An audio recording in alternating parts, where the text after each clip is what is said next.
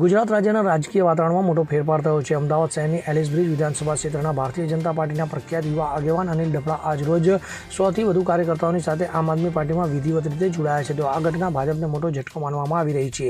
જ્યારે આપ પાર્ટીમાં નવી ઉર્જાનો સંચાર થયો છે. તો આપ પાર્ટી ગુજરાત રાજ્યના મધ્ય ઝોન કાર્યકારી પ્રમુખ ડોક્ટર જુએલ વાછરા અને જીતુભાઈ ઉપાધ્યાયની ઉપસ્થિતિમાં આ કાર્યક્રમ યોજાયો હતો. તો અનિલ ડફડા અને તેમના સમર્થકોએ પાર્ટીના પ્રતિકાત્મક ખેસ ધારણ કરીને આપ પાર્ટી પરિવારમાં પ્રવેશ કર્યો અને કાર્યકર્તાઓએ નારા લગાડીને આપ નેતાઓનું સ્વાગત કર્યું હતું. તો અનિલ ડફડા એલિસ બ્રિજ વિસ્તારમાં યુવા વિસ્તાર પ્રમુખ તરીકે જાણીતા છે. તેઓ ભાજપમાં યુવા મોરચાના માર્ગદર્શક તરીકે સક્રિય ભૂમિકા ભજવી છે, પરંતુ પાર્ટીની આંતરિક રાજકારણ અને કાર્યકર્તાઓની અવગણનાને કારણે તેઓએ ભાજપ છોડવાનો નિર્ણય લીધો છે. તો જીતુભાઈ ઉપાધ્યાયે પણ આ નવા સભ્યોનું હાર્દિક સ્વાગત કર્યું હતું. તો આ ઘટના ગુજરાત વિધાનસભા ચૂંટણી વર્ષ 2027ને ધ્યાનમાં રાખીને મહત્વપૂર્ણ છે. તો તાજેતરમાં રાજકોટમાં પણ ભાજપના અનેક નેતાઓ આપ પાર્ટીમાં જોડાયા હતા, જે આપની વિસ્તૃત વ્યૂહરચનાનું સંકેત આપે છે. આ જોડાણથી એલિસ બ્રિજ અને અમદાવાદ જિલ્લામાં આપની તાકાત વધશે, જ્યારે ભાજપને આંતરિક અસ્થિરતાનો સામનો કરવો પડશે.